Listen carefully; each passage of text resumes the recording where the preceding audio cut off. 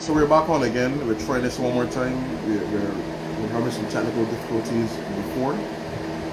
As you know, this interview is going to be with Simon Pike this afternoon. Really can't wait to get in, but we just need to sort this whole nonsense out. Whatever I did Instagram, I apologize. I don't know why we be having these issues sometimes, but you know what? We're going to push through, and hopefully everything works the way it's supposed to work right now. As I said before, guys, if you have any questions for Simon, you can place them in the bottom of the comment section. We really appreciate it. If you want to send some positive vibes and some love and some fire, you can surely do that as well. Again, I was reading Simon's bio for you guys.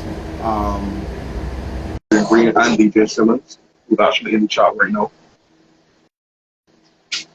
Thank you for passing through, DJ. He's the founder of What Going On, People's Choice Awards. And yeah. So you're on, Simon? I am, yeah. You can see me this time? I can't see you, but I don't know what is happening here. That's the truth. I don't know. Can you see me or no? No, I can't see you either. Oh, it's interesting. Okay, so people who are in the chat, can you see both of us or no?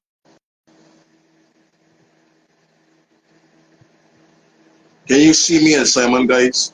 Are you seeing us on your screen?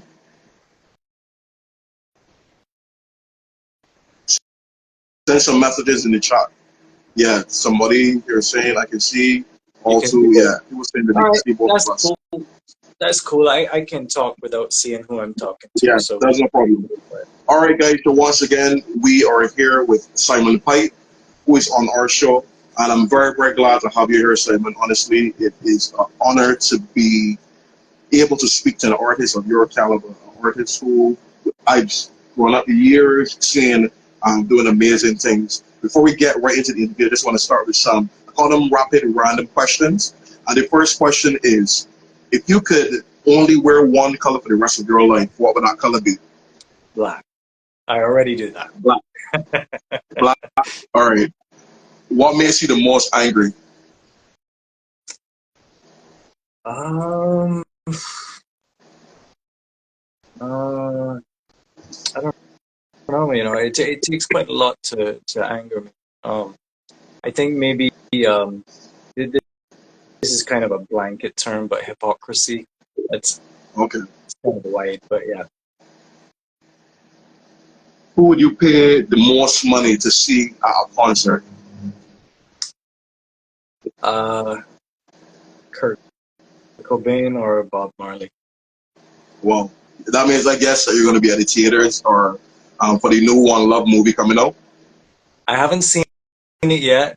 I have not heard any good reviews, unfortunately, but that doesn't mean that I won't go and see it for myself. It's true, for sure, because I want to watch it too. I'm a huge Bob Marley fan. And do you sing in the shower? Are you a shower singer? Absolutely not. Not out loud. Okay, hiking or video games? Oh, hiking. Hiking, yes. And if you were a superhero, what would your power be? I don't know, actually. I have some friends that can fall asleep very, very easily, very quickly, and I think I would love to have that superpower. Okay. that would be a pretty good one. All right, once again, Simon, welcome to Live with Orande. Thank you for being here. And as I was saying before, your musical journey is an incredible one. You basically work with most of the people in the industry, basically. I want to start, though, by asking you, what was the beginning for you? How did this all start? How did Simon Pike's musical career begin? Well, you know, before there was any kind of career, there was just a love for music. You know, as a kid, I always had songs running through my head, my own songs running through my head constantly. And yeah, as a very, very, very young kid, I just was really, really into music. My dad is not a musician at all. I don't know anybody in my family that is a musician, but my dad is a huge music lover, and so he was constantly playing records. You know, and when I say records, I do mean records. You know, I'm that old finally. You know, but yeah, he would be playing all of his records, and I have to say, he is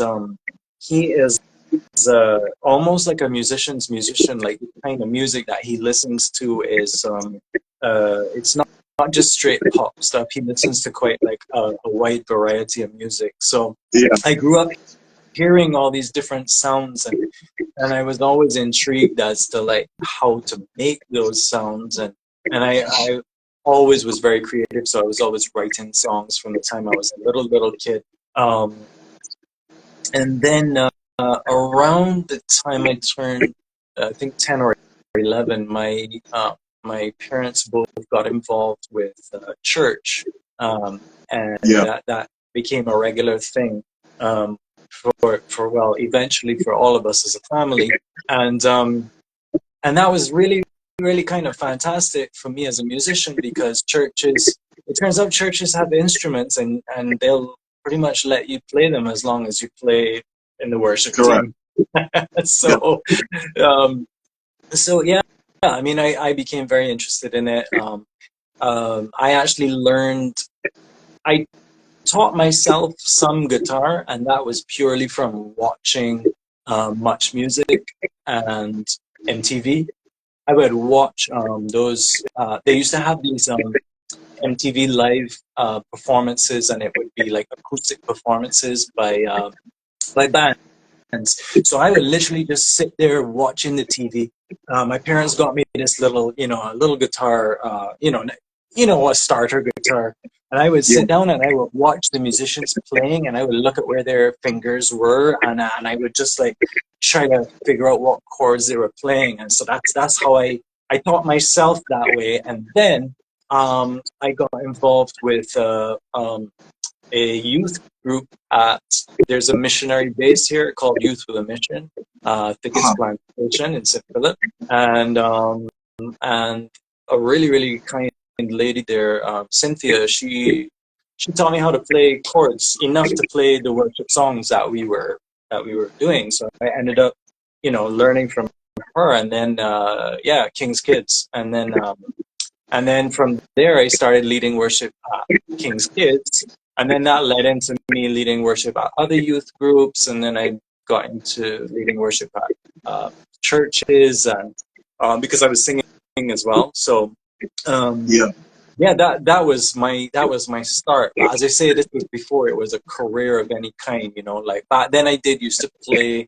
I played in a reggae band called KDB, and we Uh-huh. used to open Reggae on the Hill every year. But yeah, I mean, like when we opened Reggae on the Hill, like we didn't get paid for that, and we were on. I mean, I Reggae know on the them Hill days. started Yes. at 11, and you bet we were on at 11 on the dot. Like, Yeah. yeah. But then, so I after you know after leaving school, I knew exactly what I wanted to do. I knew I wanted to do music. So as soon as I left school, um, I mean, I think it was like within a day or two of me leaving school, I had started work, and I worked as a busboy at a restaurant in town, Ideal Restaurant in Cape Shepherd, and then from there, someone from RBC Royal Bank, who happened Wow. to be in HR there, was like, "Oh, you're really good with customers. Would you like to come and work at the bank?" So I said, "Sure," and then I started doing that, and then I moved to the UK. I saved up basically and moved to the UK, Yeah. and I did some studying. I studied audio engineering, so I am an audio engineer. But the truth is, most of what I learned from experience. I started working, recording bands there, and learning how to record artists. Sometimes in massive studios, sometimes in a tiny little room. Yeah. And then when I came back here, and I came back to Barbados, and lots of bands were looking for. They wanted me to play guitar for them, so I started playing guitar for all these bands, and and it started to become a job. I started to get paid for it, you know, not a lot of money, but I mean, it got to a point where it was like, well, you know what, if I'm going to be if I'm going to be playing, gigging 5 nights a Yeah. week, maybe I could turn this into a job. Because there was a point in time where I was working at the bank Monday through Friday, and I was gigging Tuesday through Saturday, and I Yeah. also had a I think I read child. that where you work at the bank and then you would leave and go and gig and then you would get home like 4 o'clock Yeah, to get work for 8 or something like that. I would get home at 4 o'clock, look after my eldest son. He'd be up at like 5, so I'd like feed him to help Wow. out his mom. You know, his mom is looking after him while I'm doing all these things. So you know, when I was there, I wanted to contribute the best way I could. So yeah, Yeah. yeah. There was a period of time where I just didn't sleep for a real, real long time. I think I was just young Wow. enough to get away with it at the time, but I would not suggest that to anyone. I don't think it was the best plan, but yeah, that's how I did it. Yeah, I was working the bank job in the day and I was gigging at night, and eventually I just decided, you know what, let me try to see if I can make this music thing work. And I'll be So honest, there are you other you people so in you music, when I asked them if it was a good idea, they were like, nah, stick with the bank job. uh so you made a decision to fully go right into just doing music alone, and not doing both.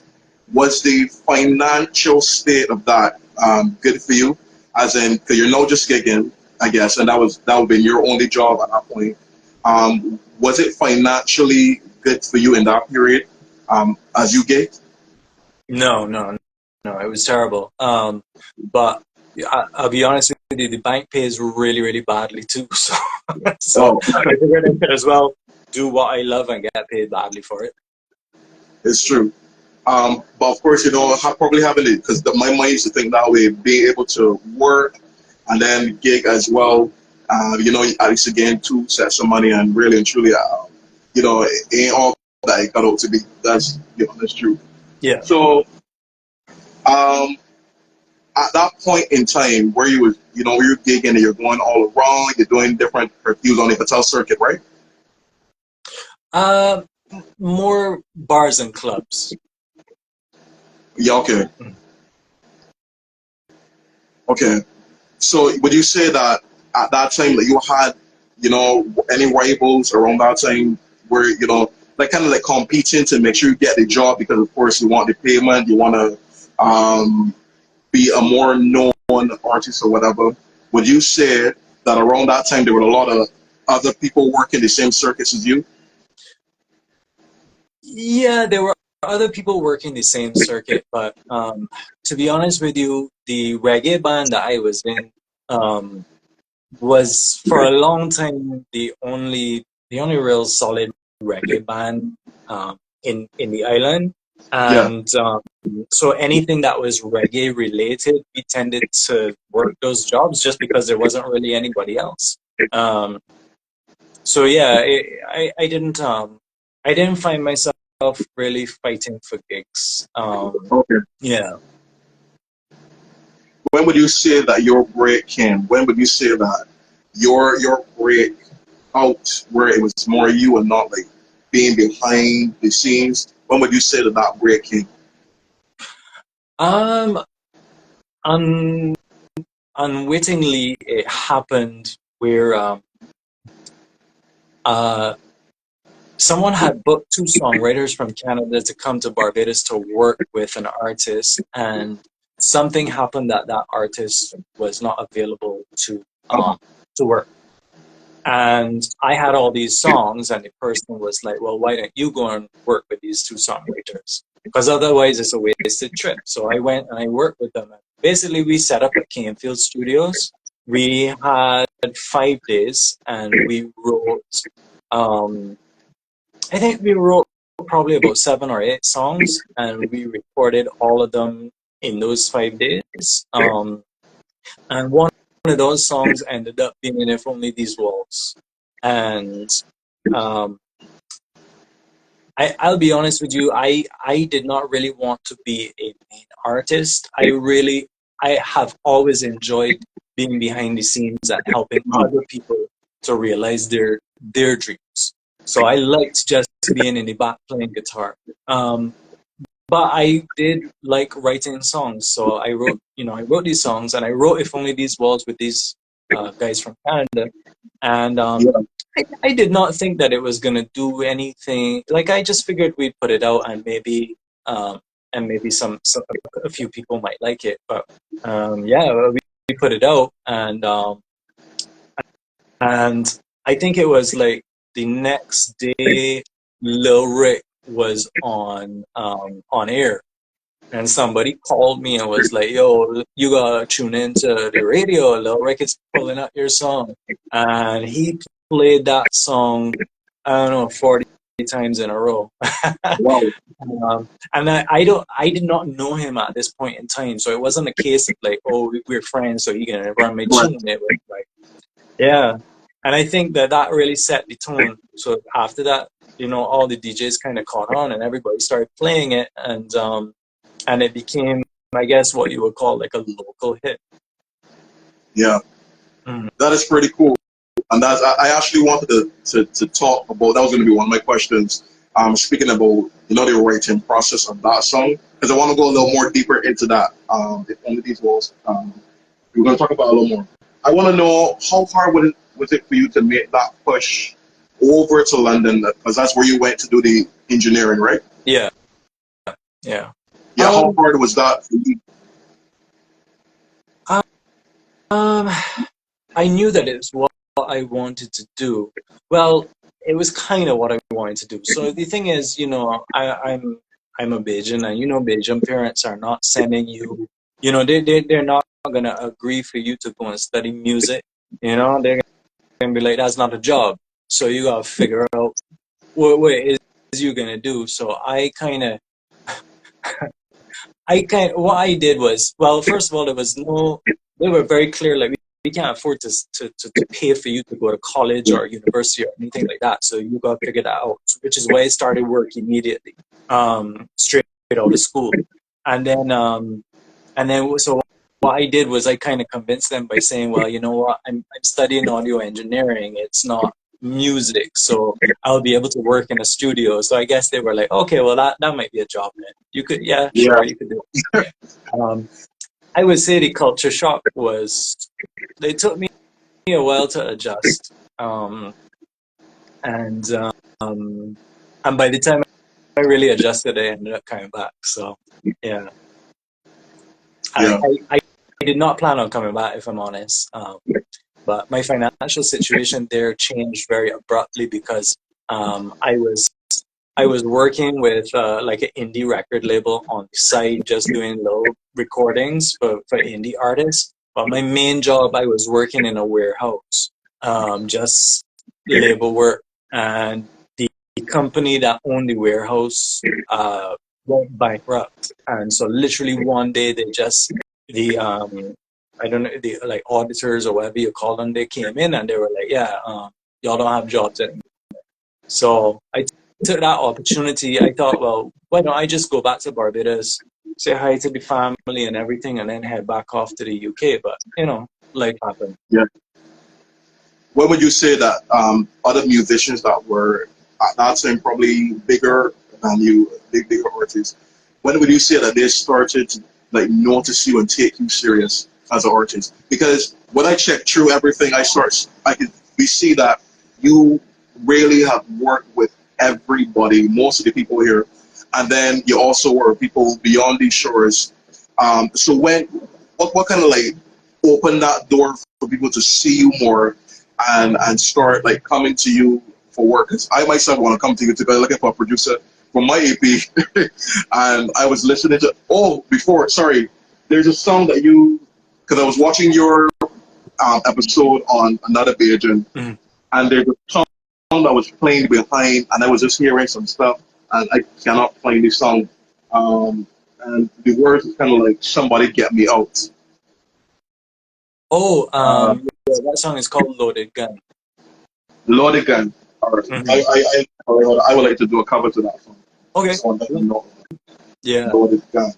that's a song that I Oh yeah, wrote. just come on. Um, Somebody get me out. Yeah, sing yeah, on the bar. yeah. I wrote that I think back in like 2013, and that was I did an EP called Tropical Depression, and Yes, I tropical did depression. that with Barry and T Ray from Cover Drive. They have a Yeah, production company called Dreadhawk Productions, and yeah, so we worked on that together. They're a fantastic team. Yeah. I love that. And the thing is, what had me mad is because I think I was looking for the music underneath, and I was pressing it and I couldn't get through. I couldn't hear it. So I was like scrolling through all the songs, but I got a lot of songs on your page. So from very good ones that I like as well. And I'm there like, what is this song? Because it wasn't playing loud enough for me to, get some words that I could actually be able to put it in and see what it is. But that part, just somebody get me out. That part was just doing something. I'm one of those musicians that I call it like kind of like ear candy parts of the music Yeah. that makes you want to hear it. And that's a song that I definitely wanted to hear. So we were asking about the door. What was the door, that path? Who opened that door for you to be able to meet other artists and meet bigger artists like yourself and work with all the people that you have worked with? Um, Largely me. Yeah, um, so I think sometimes people don't understand like how some of this stuff works. I've had people approach me like, oh, like, how do you get these connections? Um, yeah, Largely, I don't. To be honest with you, something that I do on a regular basis is I'm a music lover, so I listen to music, and when I hear somebody that I really like, I look for them online and I shoot them a message. And correct. 99% of them never respond. But the 1% that do, I usually end up working with them, making some cool music. And it just so happens that, it's funny. Sometimes the artist that has like 200 followers won't respond to you, and somebody that has 100 and something thousand responds. Yeah, It just happens that way sometimes. And yeah, a few of those people responded.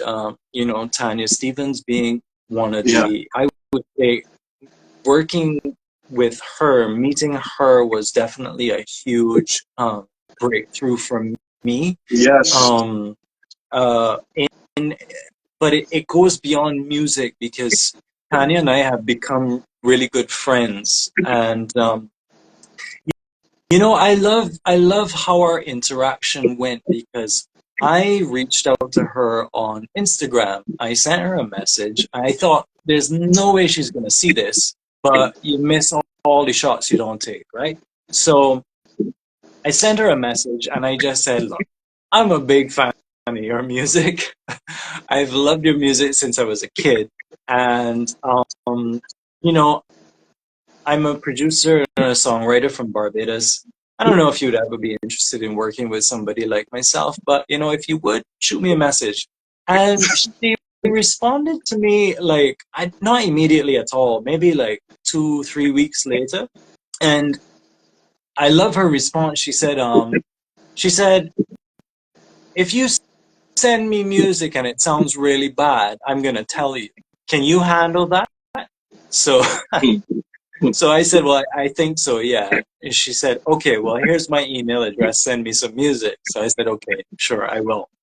And I sent her some music, and man, within, I don't know, an hour or two, she was like, fuck, you're really good. yeah. You're a really, really good producer. Let's do some stuff. So I was like Before you so continue, happy. right? I wanted to add something to that. You said you literally said that you shoot message to people and sometimes you don't answer or whatever. I had a friend that was like, like how you get Simon Pipe on your show, you understand? And I said, honestly, I just messaged him with the hope that he would respond back to me. Mhm. Um, because you're an artist that I said I've seen for years. I looked up to very, very excellent musician. I always said that. So it was just a hope that you would give me an opportunity because, you know, my little show, I ain't a big famous person, and I'm just a background vocalist, basically, and that I do my own little gigs, like gigs that you already done surpass, right? And so hearing you say that, you know, in regards to Tanya Stevens, made me laugh my mind because that's exactly how I felt like messaging you and messaging Cooper Dan and all the other artists I've messaged that actually replied back to me.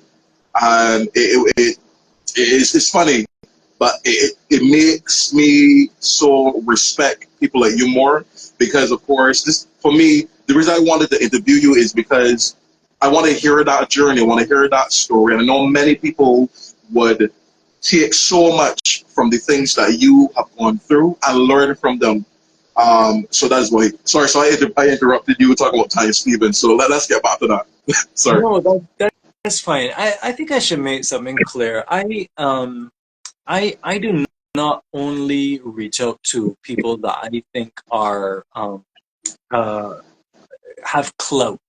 Yeah, I listen to music, and if I think you sound good, I will reach out to you. I absolutely have reached out to and worked with artists who have less than 500 thank you so followers. I don't care. much. I like your music. If I like your music, I'll work with you. You know. So it's not like a search for fame. It's like I want to make really cool art. Um, Now, there are artists that I reach out to who are very successful, but I don't Yeah, reach out to them because they are successful artists. I reach out to them because I really like their music. yeah, I think that's a mistake that a lot of people make. They just like, all right, who's the biggest artist right now? Let me reach out to correct. all of them. Maybe I get through with one, and and I mean, I don't know. Maybe that works for some people, but it's not a practice that I do. Um, Yeah, so yeah, so I reached out to Tanya. She got back to me. She was like, "I love your music. All right, cool. Let's do something." And I sent her over tons and tons of music. And I actually that's something that a label exec was telling me the other day. You gotta stop doing that. Send people 2 or 3 things. Don't send them 30. wow, But I just have so much music, dude. I'm always making music, so I have so much of it. So I just started sending stuff. And the thing is, Tanya's a lot like me. She writes. Dude, Tanya is so talented. I cannot even begin to tell you the amount of songs that we have produced that they've never come out. They probably will never come out. Um, yeah, she is an incredible songwriter. But what's even better about her is that she's an incredible person. She really is a truly genuine soul, and it's such a pleasure to work with and be a friend of someone like that. Um, yeah, so yeah, I produced a song for her called Top Shelf, which did quite well. And then I started producing some other stuff for her. I'm trying to remember the ones that came out. Top Shelf was the first one, and then we did one that featured an artist called Natel, another Jamaican reggae artist. He that's good. does he does backing vocals for a lot of the bigger guys, Sizzla, Capleton, and those Yeah, kind of guys. And that one is called Perfect High. And then Tanya was like, "Hey, I'd love to do some acoustic shows. Would you be up for coming and playing guitars?" Of course, I wow, would. So I ended up going to Jamaica, and I met up with her, and I stay at her place when I go. And we did what did we do? We did IRI FM, which was television and radio in yeah, Jamaica. And then we did a small show in Jamaica, and then we did some shows in the Caribbean, St. Martin, Anguilla, a few different places. Um, yeah, we were on a music festival with Kess, and oh man, Cass was the headliner. We were on right before Cass, but there was a local band from Anguilla. I think they were called Three Canal, uh-huh, and man, they were incredible, like crazy, crazy good. Oh, you know what it was? They were on first. We were on next. Cass was on next, and then the headliner was a band from Anguilla. That freaked me out because I remember going to the promoter. I was like, dude, these guys are going on last. These guys are going on after Cass. And he was like, yeah. I was like, wow, that's unusual. Like everywhere I've Yeah. been in the world, the closing act is like the people from overseas. He was like, oh no. People will riot if Cass come on last. These guys are the biggest thing in Anguilla. Like nobody could come on after them. So I was Wow. like, I gotta see this. Those guys came on and they killed it. The crowd absolutely loved it. Now, bear in mind, Anguillans love music. They gave us a fantastic response. You know, it was crazy. Like to see all them singing every single word that Tanya is saying. You know, it was amazing. But Well, I that want I to know thought. also, what was that moment like? Because you said that been your first time actually meeting her face to face. Like, what was that like? Being in her presence and being there and actually getting to speak to her. Yeah, tell me a bit about that. I felt like I'd known her for ages. I mean, Wow. she's a very, very genuine, very cool person, very easy to talk to. We've shared a lot of things with each other. I think when you're touring with someone, there's a lot of downtime in between. There's not a lot of downtime, but there is downtime in between. And well, I'm somebody who wants to work all the time. So Yeah, every minute I get, I'm like, hey, Tanya, come, let's write something. So my phone is full of of same, unreleased same. acoustic Tanya Stevens songs. But we did have some moments where, so her daughter Kelly sings backing vocal for her. Kelly is also an incredible artist. She's Yeah, just released her first single. I think it's called Cigarette, with Busy Signal. Crazy, crazy, crazy good artist. But yeah, we ended up just sitting down, just Kelly would cook for us. She's a fantastic cook. We just ended up sitting down talking. And so we've shared so much with each other. The good and the bad. I think I've been through a lot, and Tanya's been through a lot. And I yeah, think sometimes spirits and souls that have been through so much turmoil, they can connect in a way that you can't really connect unless you've been through that pain. yeah. Um, so Yep. yeah. Yes, please. I want to go a bit into because I was reading about you and watching some documentaries and stuff, well, videos. Um, and you had a stage where as you were going through some depression, and I want to know for before we go into that depression thing, at this point, whereas you're kind of like riding the high and life is going well and you're gigging and you're touring and whatever. Um, in that time, whereas your career is going well, were you struggling with depression at that point? Yeah, absolutely. I've struggled with depression for my whole life. Well, I did not know at the time that I had a chemical imbalance. I had bipolar disorder.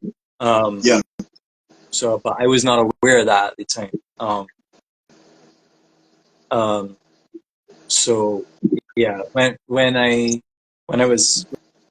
discovered that and I was able to talk to the doctors about that, and they explained, the symptoms and how it all works, a lot of things started to make sense. But yeah, I mean, to be honest with you, my most triumphant moments have been filled with depression. yeah, Yeah, but I've not been one to, like, I always used to try my best to hide that. yeah. Mhm.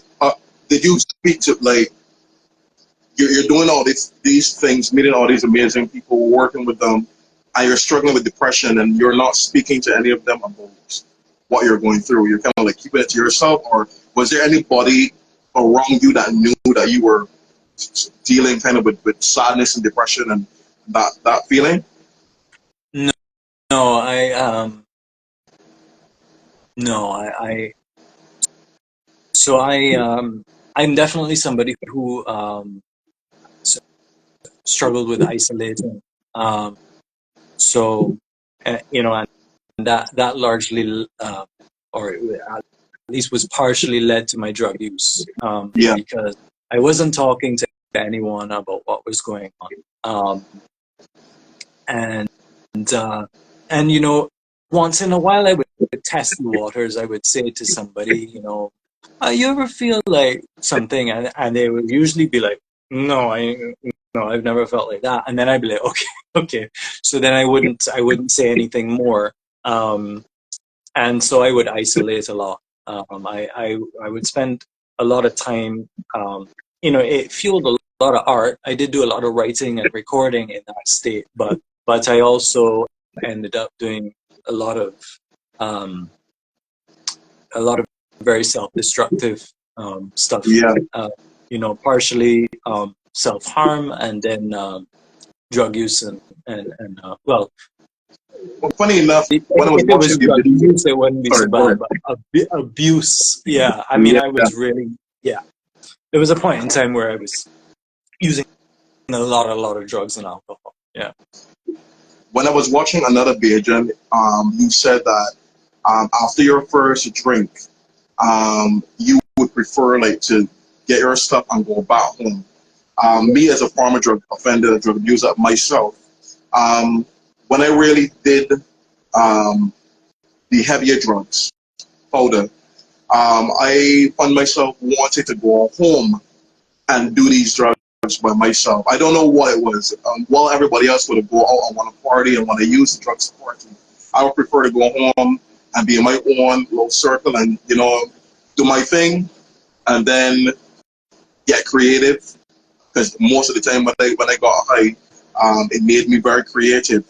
And then I would just like write that thing over myself, which kind of, you know, could be bad in a way. And then also I found myself becoming a functioning addict, being able to do drugs and still do things, which is one of the worst addicts to be.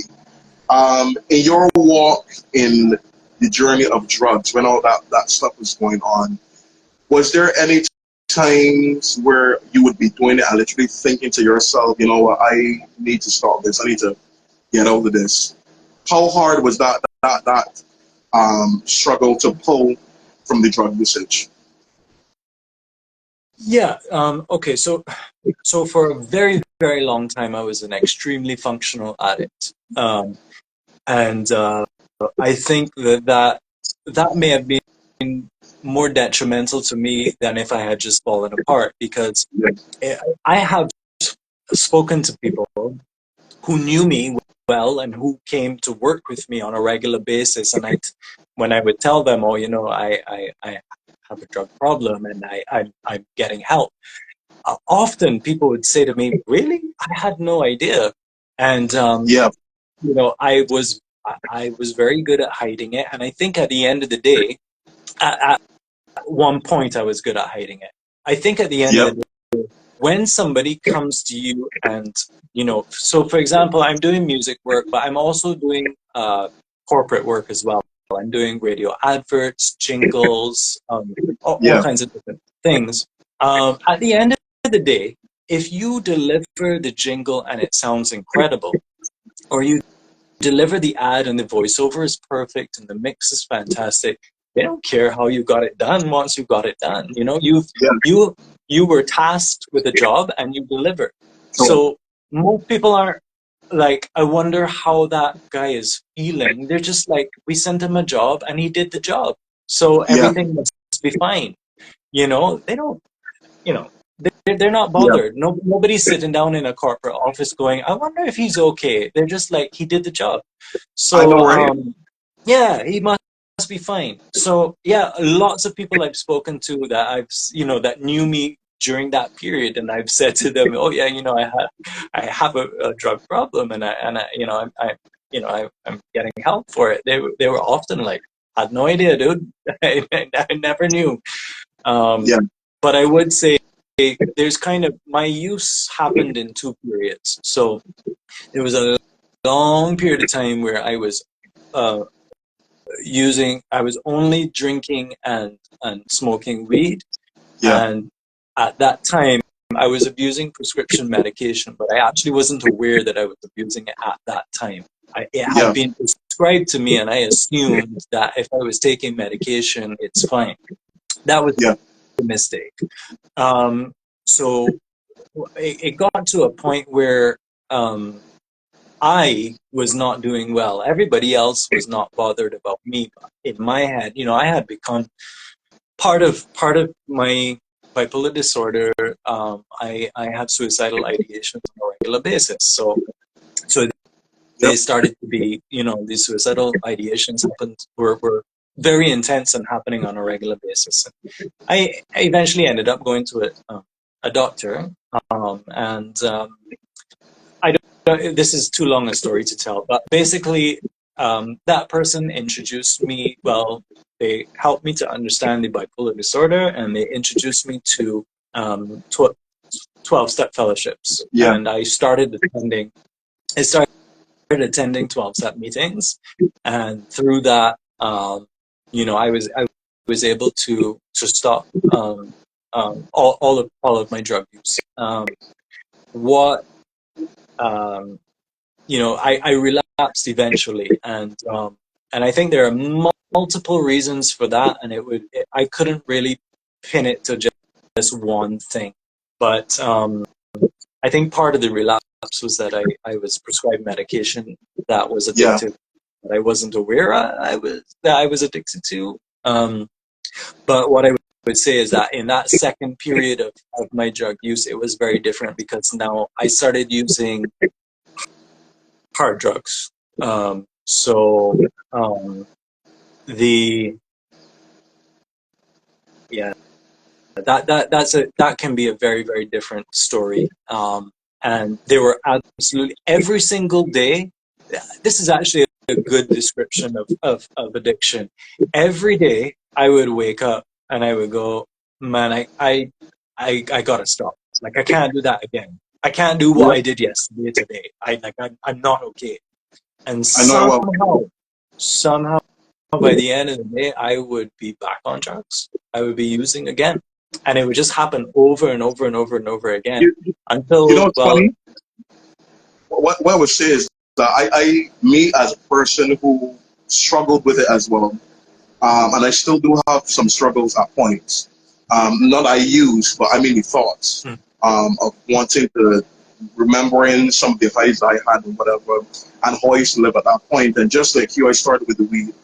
Um, and I found myself doing it so much because of being low in spirit, not feeling well in myself, not liking how I look, liking how I sound, career not going well, all that sort of thing. And yeah, I found that what helped me to get up and still keep walking was drugs. You understand? So I would smoke a joint before I go and do certain things. I would smoke a joint before I had my rehearsals. And that would kind of give me the motivation to be the confident person that stood before them, because while they were confident in their looks and confident in other things, I wasn't. yeah, While they thought that I was confident in the things that I was doing, in my voice and whatever, mind you, I'm teaching them, I wasn't. But me smoking and me, that gave me that sort of energy. And at a particular point of my life, I find myself not getting the high that I used to get from weed anymore. So that's when I transitioned to coke. mm, And which was like my choice, because a friend introduced me to it, and then from there I liked how it it made me feel, mm, and I continued constantly, literally knowing who to go to get it. And I tell you, nobody really knew that that was my struggle. Nobody really knew that that was my struggle. As I said, I kept it very, very, very close to the chest. And just like you, I would get up every morning and say, no, I can't be living like this. I can't, do what I did yesterday, whatever. But for me, something would always happen, right? But it is literally like a spirit or somebody listening to the things that you're saying, and it will be like, oh yeah, you think you can do that? Well, let me show you something. When you Well, don't you go with these friends here? So, opportunity will appear for you to get some support. You understand? And looking back right now and thinking back about it, I would never thought that that would have been my journey. People would never thought that would have been my journey, but it was my journey because loneliness and that depression and stuff. I don't know why, but with that depression, that anxiety and stuff, there always is be some drug mixed up inside of it.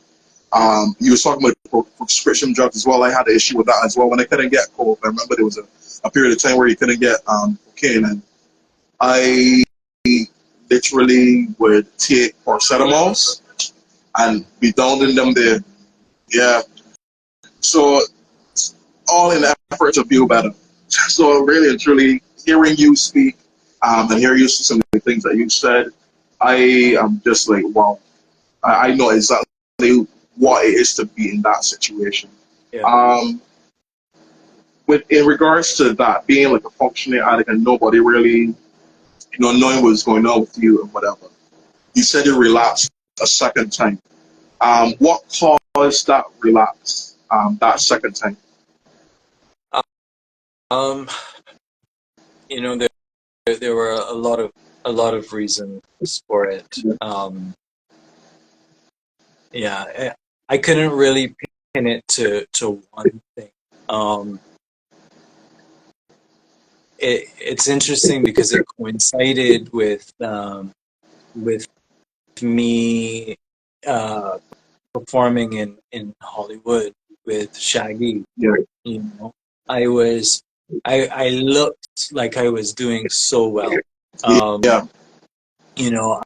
I was literally on US national television playing Yeah. with this Grammy award winning artist, and people were like, "Oh, Simon's doing great," and I Yeah. was really, really, really struggling. And it was when I returned to Barbados from LA.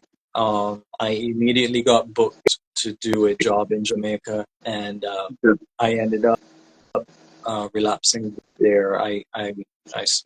It started with alcohol, and things went downhill very, very, very quickly from there. There were a lot of things going on, and you know, I, it's probably best that I don't get into all of them. But Yeah, that's no problem. That's all right.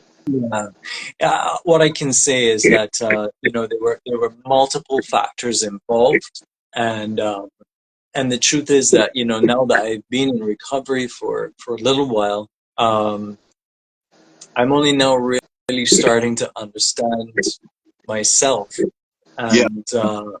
and really learn. You mentioned not being comfortable with how you sound and look. I mean, I have had terrible self-esteem for a really, really, really, really long time, my Yeah. whole life, and it's something that I'm beginning to work on. When I went through the rehab facility here. I went through Verdon House, um, and man, they tried to tell me, they were like, you gotta learn to love yourself, and I was Yeah. just like, yeah, well, that's not gonna happen. So, but it's way too much for me to get into the whole thing. But what I will say is a big turning point for me with that was, when the counselors at rehab would ask me, like, what are your, you need to find your reason to get clean. Like, what is it that you know Yeah. and I would always bring up my children. I'd be like, I want to get clean for my kids. And Yeah. they were always telling me, you're going to have to do this for yourself. You're going to have to learn Yeah. to do this for yourself. And I was like, no, I don't think so. I think I can do this for my kids. And I will say that I do think my children were and continue to be a massive motivation for me. But I do Yeah. remember one day, one of the counselors sat me down and he said, so yeah, have you managed to get this done for you yet? I said no. He said, okay, so you tell me that you want to get clean for your kids, but you are in here in rehab and they're out there. Yeah. So you're not any use to them right now. So you're gonna have to figure out how to get clean for yourself so For that you yourself. can be useful to them. You know, basically, like Powerful. if you can't love you, how are you gonna love somebody Somebody. else? Yeah. Yep.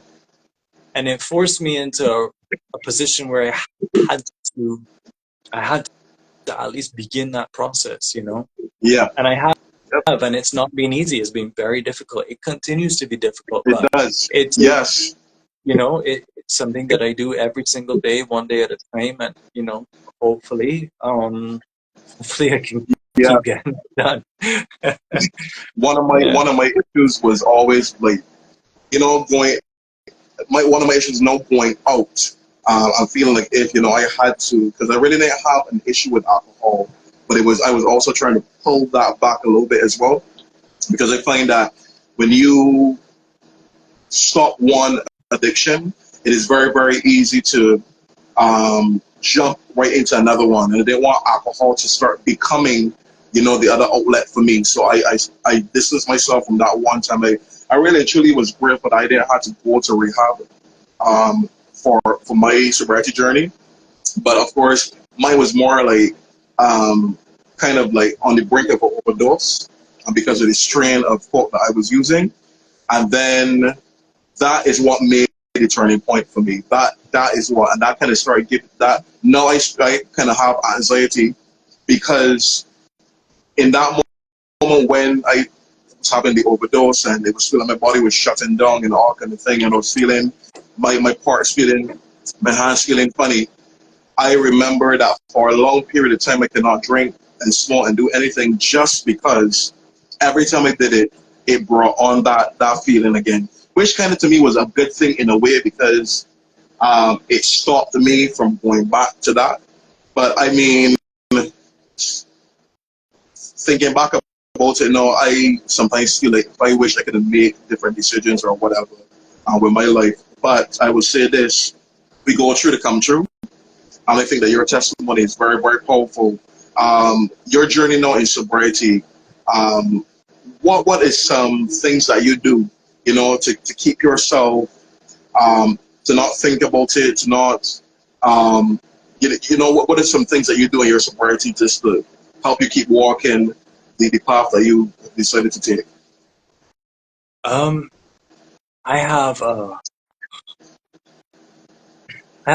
whole routine. My entire life is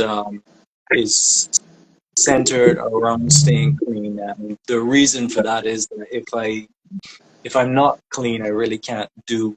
If I'm not clean and sober, I really can't do anything for myself or for anyone else. Yeah, So there's things I can't say a lot about, such as 12-step meetings. No, obviously those are anonymous. yeah, So all I can say about that is that I go to 12-step meetings every single day. Um, and I do some of them online, some in person, mostly online because I prefer that, but I do go to in-person meetings as well. I have a sponsor who I speak to every day. I go to the gym at least 4 to 5 days a week. I have found that exercising really, really helps me a lot. yeah, I have a meditation practice. I meditate and I pray every day. I meditate every morning. Um, and, just by the way, if anybody, that's out there, that feels like they struggle with meditation, I yeah, struggle with meditation. I don't think I have ever sat down and my mind has been quiet, but I do it. I sit down and I meditate every morning, and I go for a walk and I pray every evening. yeah, Those are really, really important times. I think it's a good balance. You do the walking and you pray, so you say all the things, and then you yeah. sit down quietly and you listen. So you can then receive. So yeah, What is meditation some and prayer. advice that you would give to people who are struggling with drug abuse right now? What somebody that want to get out, but the fight is hard for them? What is some advice you would give to a person who is currently struggling with their journey with drugs? Well, there is help, and it is possible to get clean and stay clean. It is not easy, but it's possible. You mentioned overdose. I have overdosed before. I've ended up in emergency rooms because of it, and I have since I've been in recovery, I've been to a lot of funerals. You know, Wow. um, yeah. What I would say to someone who's struggling with it is, don't don't give up on yourself. Yeah. There are ways to get this done. There was a point in time I had given up on myself, and that's why I say don't lose hope in yourself, because I had lost hope in myself completely. I had no hope. I just, when you relapse multiple times over and over and over again, you start to not believe anything that you just feel like I'm not gonna I can't get this done. And it's very frustrating for you and for everyone around you, Um, but yeah, I would say don't give up on yourself, and I would say seek help. If you need to go into a facility to rehab, that's fine. There's Verdon House and Marina House. Verdon House is the facility for men, Yeah. and Marina House is the facility for women. Those are accessible to any Barbadian. Yeah. They're accessible to non-nationals as well, but they're accessible to any Barbadian for free, as in it is paid for by our tax dollars. Yeah. So that is a fantastic, that you can get professional help if you need it. Now, I understand some people maybe might not want to go that route. If you think that you can handle it, I would say definitely go to the 12-step meetings. Yeah. So there's the two fellowships. There's the alcohol, and then there's the narcotics. But you can go to either one. I go to both personally because I identify with both of those struggles, and Yeah. and um, and I've met some wonderful people in recovery. So sometimes I just like to go to see those people. But yeah, I would say don't lose hope in yourself, and that there's absolutely nothing wrong with reaching out for help. If you need help, Yeah. get it. It does exist. And I specifically mentioned Verdun Marina and 12-step meetings because I gotta tell you, I had no idea how to get help when I was struggling. I really, yeah, Yeah. I didn't know what to do. But yeah. I I would just say that is quite powerful, and I would like to add to people. I know there's a lot of shame that comes with drug abuse. When you're struggling, there's a lot of shame that comes with it. You don't want to tell nobody. And myself and Simon opened ourselves up this afternoon to speak to anyone here that is struggling. You don't have to be ashamed. There is help for you out there. There is help suggested for in the house, and there are many others. You don't have to walk in this struggle alone. So, Simon, I really want to thank you for speaking about that. That is something that I know that somebody that probably passed through here or would watch this live after will take from, and that is what I want to do. I want to be able to give some sort of positivity to people, and you really came and blew it out of the water this evening, and I really want to commend you for opening yourself like that. All right, so we're coming. Yes, please. We're coming down in the interview now. I want to quickly talk about Iron Pipe. I don't know if you remember, but we actually performed together. Yeah, you told me this. Yeah, where was it that we performed? So it was the evening of folk with Sing Out Barbados this years ago, and it was yourself, they call Iron Pipe, DJ Simmons and Adrian Green and Mahalia. And it was me, Kareem Agard, and some other guys that were there, and we did this. It was Emerton, I think we did. It's Frank Oh, Colombo. yes. Yeah, Oh man, I was terrified. Yeah, yeah, yeah, yeah. I yeah, remember that.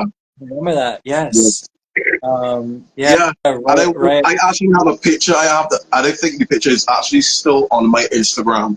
It was the pictures with me and it was me, you, and I think one of my friends here in Eiffel. He's a very good musician, a gospel musician, Ah, and one of the stage two people. Yeah, that we took right there by the dressing room. You don't know how much that meant to me at that point. I was telling everybody I used to sing with Simon Pike, Mahalia, Adrian Green, and DJ Simmons. You believe that? That was a very, very big moment for me. But how did the formation of Iron Pipe happen? um, I I became friends with DJ Simmons. I don't recall exactly how we bumped into each other, but DJ is such an incredible human being. I mean, Yes, sir. an amazing, Sure. amazing person. And his wife Keisha, they're both fantastic. They run What Going Okay. On. And on. Um, Yeah. yeah, and actually I think their What Going On awards are coming up soon, if I'm not mistaken. Yeah, in Um, March.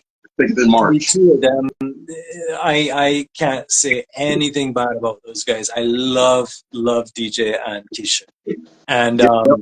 I think you know Deej was, you know, we were just you know we wanted to do something together, and I he was always very very close with Adrian Green, and they had actually been doing some shows years before we met called Iron Sharpen Iron, and those shows I believe were in what was Bump and Wine, in you know, in town there by the wharf.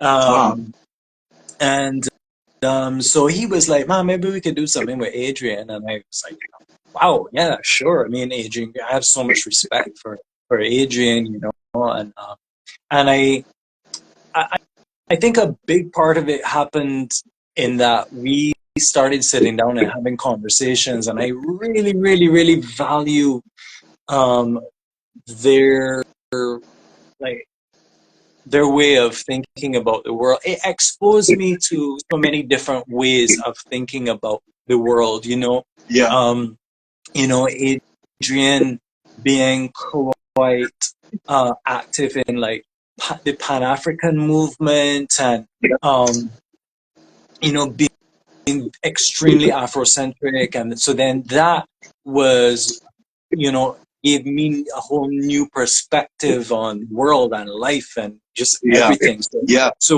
we would sit down and we would just have these really, really great conversations, and then we just started. I think I was like, we should make some kind of a project, and I was like, why don't we do like a music and spoken word thing? Just Yeah. smash it up. So we did. We started doing it, and um, yeah, I mean, we just, it ended up being, it was not the kind of project that really would have worked for radio. We did get airplay with a couple of songs, but I don't think it was really what radio here was looking for. Although radio here, I don't know what the, that's Yeah. another discussion. Yeah. Yeah. We can be treading but lightly with that.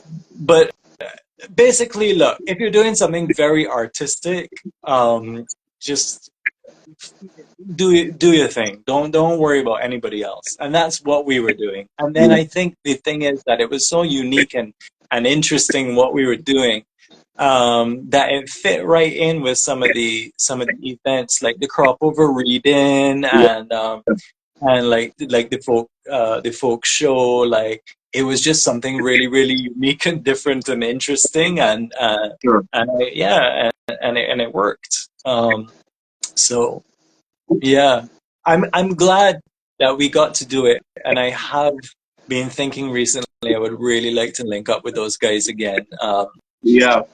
DJ has been a constant source of inspiration for me, and I haven't spoken with Adrian in quite a long time, and then I bumped into him the other day, and I was, you know, we were chatting, and it was so nice to see him because he's such an incredible, incredible person Yeah, as well. they're both very very nice people. Adrian Green, when every time I see him, it's always big respect.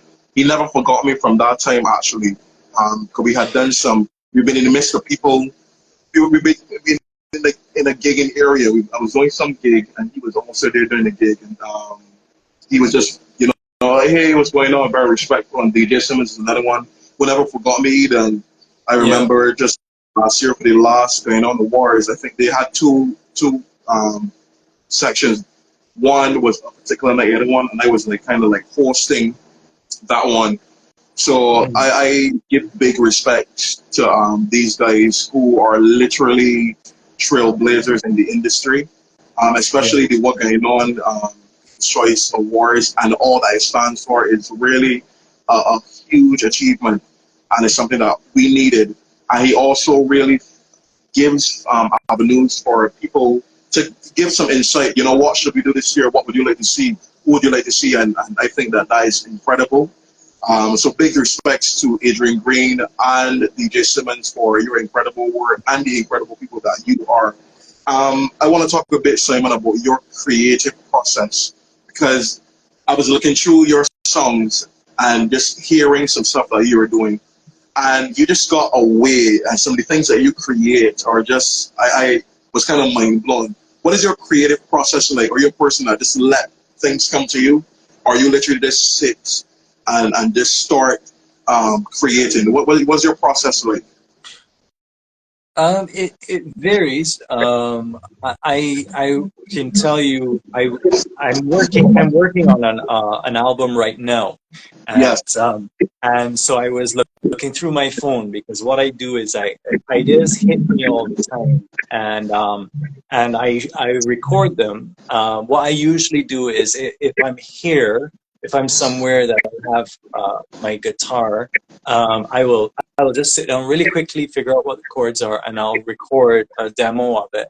And I was looking through my phone just because I'm working on this album, and I realized that I have 107 songs on this phone that Well, I haven't gotten to yet. Um, I want to sing one of them, right? Just letting you know the early. I see. I'm serious. You laugh. I'm serious. sure. I mean, there's no way I'm gonna get all of them done. So yeah, for sure. Yeah, give me one of them. Yeah. You were saying though. So so so yeah, sometimes things come to me, but I think also a part of being a professional is that you do what you do every day. So I absolutely do sit down and produce every day, and I write songs every day, and I work on my craft every day. Um, I you I know that not everything that I do is going to be good, Yeah. but I you know I think um, yeah, as I say, if you're going to be a professional at something, you're going to have to do it consistently. Yeah. So I think consistency is key. And so yeah, I sit down every day and I create. Um, uh, and obviously I have to feed my family as well. So Yeah. I I try to find ways to work that are creative. Yeah. So yeah, I mean, I would just say a quick little thing about that. I think a lot of people feel like there's this sense that you're not a real artist unless Yeah. you only are doing art all the time. Um, Yeah. I think the reality is that that's not most people's situation. I'm glad that And you said that. yeah, That's powerful. I watched. I didn't finish it, but I watched part of a documentary on Andy Warhol, who was, Yeah. kind of the creator or one of the originators of pop art. Yeah. And in part of it, he was saying that he looks at business as an art form, and I thought that was such a good uh, way to wrap your head around work in general. Yeah. I think a lot of us artists we hate the business side of it, and I am definitely one of those. I don't like talking about the money. I don't want to get into the numbers, you know. And it's conversations that you have to have because you Yeah, are a human being living on Earth, and right now we don't get shit for free. So I can't go in Massey and say, look, I don't have any money, but I wrote a real cool song correct. today. It Yeah, doesn't work. So I have to, it's true. the reality is I have to, got to pay bills. I got to feed people. Right. So yeah. Um, so sometimes that means, being creative with your work. Yeah, I've come to see that in many different ways. I mean, you know, um, I have some. I used to work construction for a while, just labor work. I'm not like skilled. And I kind of came to see like things like carpentry and masonry as very artistic things. I my journey usually is not that. I'm usually when I'm doing corporate work, it's usually voiceovers, radio ads, jingles, music for television, music for a film, a series, or whatever. So it's more in the arts, but it still is work. it is. But I've learned to approach it in a way that like I'm gonna give my all to whatever. If you want me to write a real cool jingle, I'm gonna write the best jingle I can write. Yeah. So I like that you said that what you just said before is so powerful. Where people don't believe that you're a real artist, um, because you're not doing it full time, and then also like when you said you have to pay bills, because I think the assumption sometimes when people see artists performing on stage or whatever, thinks that everything is secured for them. Everything's good. But really and truly, sometimes it does get hard as an artist. Sometimes we are out here starving for gigs and that sort of stuff. So hearing you say that and bring it from that whole mind frame um, was quite powerful to hear coming from a musician of your caliber and your stature. That was quite cool to hear. What do you say right now in your career? Because you've done so much. You've worked with Shaggy, Punkera. You've worked with so many people. What do you say right now in your career, in this present moment, that you are quite satisfied with where you're at? no, no. I've never been satisfied with where I'm at. And I think I'm learning to celebrate these small victories and to be grateful for where I'm at. So I think that I can say today, with all honesty, I'm very grateful to be where I am. But I am not satisfied, and I don't necessarily see that as a bad thing because I think it Yeah, pushes me all the time to correct. um, to keep going, to do the next project. And my the way that I'm framing that has begun to change. Yeah, But I don't think I can't imagine myself being in a place where I go, okay, I'm good. I'm done. Like yeah. I'm constantly creating and I love doing it. So I'm not gonna stop, you know. I love that. If there any artists that you would say that you know that you would like to work with, I mean, it could be here or beyond. Somebody you've not worked with this yet. I mean, you work with everybody, but is there any artists that you would say that you would like to work with? Well, it could be either here or obviously they haven't worked with us yet. Um there are lots of artists that I would like to work with. Some of them I'm already working with. Um you know, I I've been working on some tracks for Tanya Stevens' new album, and Yeah, I can't picture a time where I wouldn't want to be working on Tanya Stevens' music because I just love her. Um, so I'm very grateful to be able to be working with people like that. I love working anybody that I am excited by their music. I love working with Yeah. them. I mean, I've been working with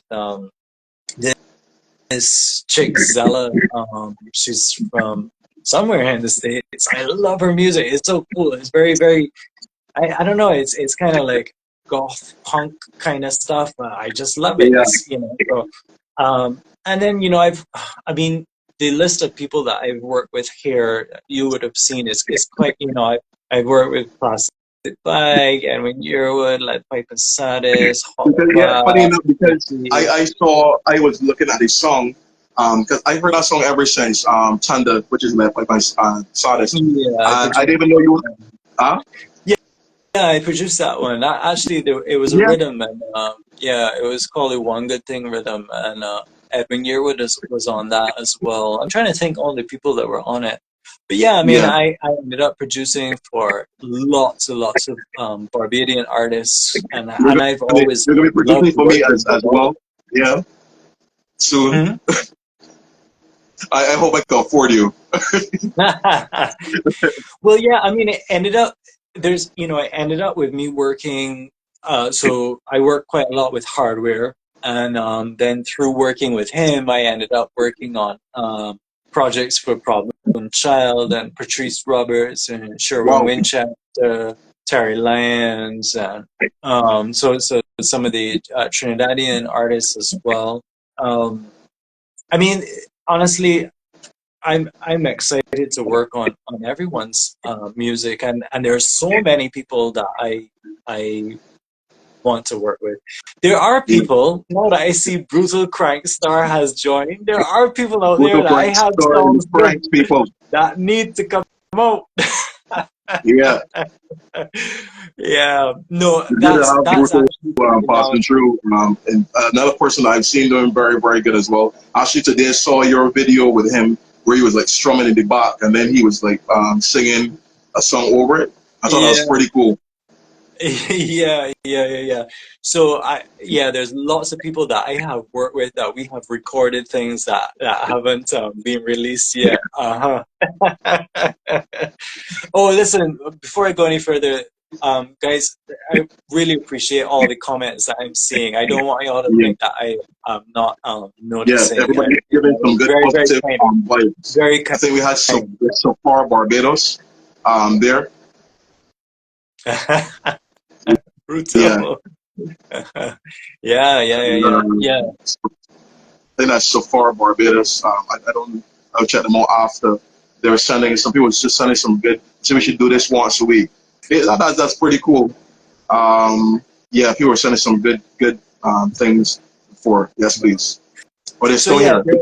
to answer your question, there's lots of people that I want to work with. There are a lot of people that I am already working with that I'm very excited about. But I'll be honest with you, it's never a matter of clout for me. I just Right. am genuinely interested in really cool music. So, there are a lot of people that I reach out to that I I know that the songs are probably not gonna, get millions of streams or whatever, but I just really like what they do. And I will always enjoy making music. So, I Right. mean, I'd love to make a living doing it too, but I'm gonna do it regardless. So, yeah. Yeah. So what is next for you? What is the? Because I heard you say before that you got some more projects and stuff coming up. What is the next project that's like in the pipe? I don't mean producing for people. I mean, what is your next project, personal project to come, or is there another project coming? Yeah, there is. I'm working on an album right now, but I Yeah. wanted to Can't wait. do it. Yeah, so I wanted to do it a little bit differently than how I have been making music for a long time. So, as a songwriter and producer, I have ended up working alone quite a lot because I can play multiple instruments and I can record and I can sing. So I end up doing everything. But I wanted to do a project. Um, I wanted to do a project where I collaborated with lots of musicians, and I wanted it to be live music. So I'm working on an album right now that it's not going to be programmed stuff. The drums are it's live drummers. It's Yeah, people nice. playing piano. It's I'm playing the guitars. I'm playing some of the bass. I'm sharing duties with a whole host of people. And it's kind of getting back to the roots. It's live music. Yeah, It's musicians playing together, and that's something that's very exciting for me. It's also it's a project of songs that I have written over the course of the last two 2.5 years in recovery. And yeah, so that's very, very important and exciting to me because when I was at my worst in active addiction, I had gone to the point where I thought that I may never write a song again. I had really I had lost all of it. Um, and yeah, through a series of uh, well, unfortunate events, I ended up in a position where I was kind of forced to write some songs, and I started writing. And I'm very, very, very excited about this album. I It's can't in the wait. work. I'm currently working on it. I'm hoping to release it in September, but I will keep you posted. And listen to me, Mr. Pike. Listen to me, right? I am not joking with you. I would like to be a part of this album. I'm a very good singer. I got like how you send Tanya, I got send you some of my music, right? I don't mind being a part. I could do background vocals, and I I was can gonna say also. maybe you could do some backups on it if you're open to that. I am open for sure. For sure, I am definitely open to it. Creating and then also to work with you, man, that'll be a dream come true for sure. I tell you no like, but I supposed to be doing my EP as well, and I'm in the the looking for a producer. So I would off air we would speak about that in that regard for sure because Tanda is a great song. And if that's the level that you do, I mean, I know the level, but if that's the level that you do, I for sure want to work with a producer like you. Um, so Thank you. don't forget, I got my I can message you. I can make a little note here. Background vocals for Simon Fight. Yes, please. Yeah. All right. So before we go, I just want to do like how we started the random questions. We're gonna end with some of those. So first question: do you listen to your own music? Yeah, I have to. Yeah. Yeah, yeah. I don't usually listen to it once it's been released, but Okay. I listen. I All right. I pick apart my songs. So yeah, yeah. Which genre of music do you dislike? Um, the, I'm gonna say country music. Country. Okay. Yeah, that's a bit broad because there are country songs that I like, but on a whole, Yeah. it's not my That's not favorite. really your favorite. No, Right. Country is not really your favorite out of all of them. no. Yeah. Who's an international artist you would like to collab with? All right. Look, we are all international artists. Yeah. All of them. All of us. It doesn't matter where you're from. This is 2024. This is the age of the internet. This is the age of sharing information. So, you know, every artist that I work with, I consider to be an international artist. And there are so many. There are so Yeah. many. Yeah. And it ranges from, it's such a wide range. I mean, there's an artist called HR. Correct. He was the singer for a band called the Bad Brains. I would love to work with HR. There, there is a, uh, uh, a couple of incredible women. Kathleen Hanna from a band called Bikini Kill, and who I was only very recently introduced to their music. And then Kim Gordon, she was the bassist in Sonic Youth. She has some new music out. Kim Gordon is 70 years old, and I think her music sounds fresher than like any of the Wow. new stuff that's happening. So yeah, there's like the punk artists like that. I would, I used to do some work with a guy called Jimmy Haynes. He's a Barbadian, and he produced Steel Uh-huh. Pulse's album called Babylon the Bandit. So he did the Open Sesame, Here Comes Oh, the yeah, Mastermind. yeah, yeah, That was yeah. his I know that one production, for yeah. sure. And so I was working with him at a time that he was working on some new music for Steel Pulse, and I got to hear the demos, and I heard David Hines' voice, like his rough vocal. He sounds incredible. I would love to work with Steel Pulse. Yeah, They're an amazing band. love it. And then I'm always looking around for like what younger people are doing too, because um, you know, um, I'm grateful. I have a 14-year-old and an 8-year-old, so they introduced me to stuff that I just wouldn't come across otherwise. Yeah. So yeah, that's a long All right. answer to a short Yeah, yeah, question, yeah, but I know, right? basically anyone that I like. Yeah, I like it. I like it. Do you like Mhm. karaoke? And if you do you have a particular go-to song? I absolutely hate karaoke. But it's so ironic. Like you're a singer and don't like karaoke. Okay. Uh, what is the best movie that you've watched? um, I haven't watched a lot of movies, but there's a movie called A Beautiful Mind Uh-huh. that always stuck out to me. It was about a professor who had schizophrenia, and it was a powerful movie. Yeah. Yeah. What is your favorite snack? Like, what is your go-to? Like, if you want something quick to eat, something quick to snack on, what would it be? Um, I because I do the gym a lot, I usually make protein shakes if I'm hungry. Okay, so you're not really a snack person, you say.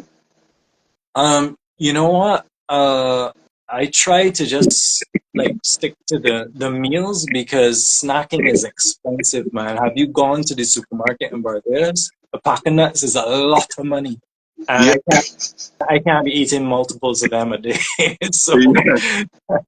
I bought like a trail mix the other day, and it didn't have a price on it, and when I put it down, it was like $8.30, and I was like, I could eat this in 5 minutes. So I try to stay away from snacks. My favorite one is this one called Crunch Munch, and I'll keep saying this. Everybody watching, if you want to give me a birthday present, and my birthday's in August, you can buy me a whole tray of Crunch Munch. I mean, I recently got introduced to them by one of my friends. This caramel nutty tasting thing is very good. If it's not Crunch Munch, you can also get me grains. Is this snack in this green packet? Uh, I've seen that. grains. I love a good grains. All no thinking about it, I feel like I'm going to get me a grains after this interview. Right. What song represents your life? Um,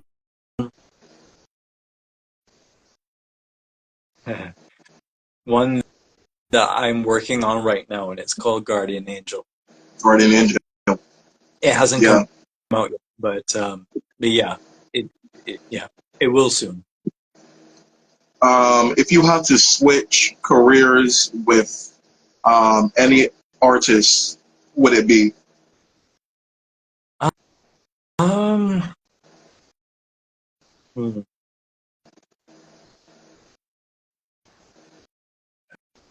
um, wow. There's probably like one of the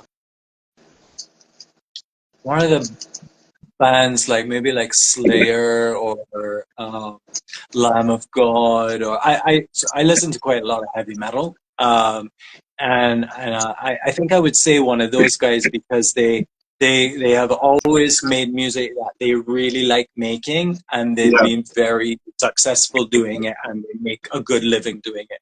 I think that's the ultimate goal, right? Is to make art that you're excited about and proud of, correct, and get paid a lot of money for it. What could be for sure. that? And I want to know, and lastly, what is success to you? Define being successful to you. What is success in your eyes? Um, Me being healthy enough to love the people around me, and my loved ones knowing that they are loved by me, and me being able to take care of them. Yeah, Um, I would say those are the most important, things to me. Once my children and the people who are dearest to me are taken care of and loved, and they know that they are loved. Um, that yeah, yes, please. yeah. Yes, indeed. Yes, indeed. Once again, Simon, I want to thank you so much for coming on the show. And you really, this is one show that I mean, I enjoyed the other shows, but this is one that I really thoroughly enjoyed because you brought the story, your whole story, and you gave such positivity, and you kind of like lick back some of the false thoughts that we have in our head when it comes to being an artist and living this life that we live as artists, as people that are kind of in the public's view. And I think that so many people that will watch this will be touched by the things that you have said. I think that you're an incredible person, and I am very, very honored to be here sitting, having this moment with you. So I really want to thank you so much for coming on the show tonight once again. Yeah, thank you so much. It's been wonderful, and it is an honor to talk with you. Yes, please. I want to, do you want to, before you go, actually, I want you to give some just positive energy to the people that are watching before you leave. And then also you can, if you have any gigs or anything upcoming that you want to speak about, you can quickly promote it and push it to the people that are watching. Sure. Well, I'm as I said before, I'm grateful to everyone. I've seen the comments popping up, so thank you all. You're all very, very kind, and I appreciate that. Especially when you're sharing difficult things. It's nice to know that you're. Sure. Um, yeah, I'm working on this album. It's going to be coming out in September, so that's kind of the main thing that I would be promoting. But I'm not exactly on a press tour right now. I'm still working on it. But I am doing a show on Saturday at Roundhouse, which is Yeah. down on the East Coast, and that is with Rashida Dottin. If you've not heard of Rashida She's an Dottin, amazing singer. incredible. I worked with her recently for Pickety Cross. So we did background vocals because I'm a background vocalist for House of Soca, and she came And in as well. And she's an amazing vocalist, she's talented incredible. harmonizer as well. Yeah, so I'm performing with her and Russell from 2 Mile Hill, the guitarist. Yeah. He's an incredible Where's the show guitarist, gonna be? and Davidson. Davidson is playing percussion. The show is at Roundhouse, which is it's Cattle Wash. It's on the East Coast. Brown House. I don't know if I should promote this too heavy because I'm pretty sure that there's like a cap on how many people can fit in there, but Oh, it's but by all round. You say means, come round down. house or brown house? Roundhouse, Round Round house. House. Yes. Yeah, And what time is the show? the show is at 6. Yeah, 6 p.m. Yeah. So I mean, if you're on the East Coast, I mean, definitely come through. It's gonna be a nice vibe. We we had a rehearsal last night. Yeah, last night, and it was really really fun. I think it's going to be a really cool show. Um, Yeah, yeah, I and for sure want to. And this is when, on what date is this going to be? This is this is the 24th of February, I believe. Yeah, Saturday the 24th. Saturday. Yeah, Okay. yeah, All right, guys. So you heard that. Yeah, around the house. I'm Simon Piper, Kashida Doctor, and Russell. Some amazing people that will be there. And I mean, we already know the quality that you give when it comes to music, and we know Kashida could blow the place down with vocals. So this is definitely a show that I think that we should go out and see for sure. yeah. Once again, Simon, thank you so much for coming on this show. I respect you for being here. Just want to give a shout out to Safar Barbados. You have been given some very, very positive feedback in this whole session. I when I checked, I think that you guys were your Safar songs. Somebody will be checking out after. Also, want to shout out Maria, um, Ellen Rose. You were given some very positive messages. Thank you so much. My mother is here, of course. Hi, mommy. Kupadana, I want to give you a shout out. He was here last week. Such another amazing artist here in Barbados. And I want to thank everybody for coming through today. And if you wanted to know where my chain was from, that is 246XL Boutique. We're starting up. They're coming up, and for sure you can check them out. Thanks again, Simon. I'll be messaging you for sure. And thank you guys for watching. Have a good night. Thanks everybody. Have a fantastic night. Thanks a lot. Alrighty. All right.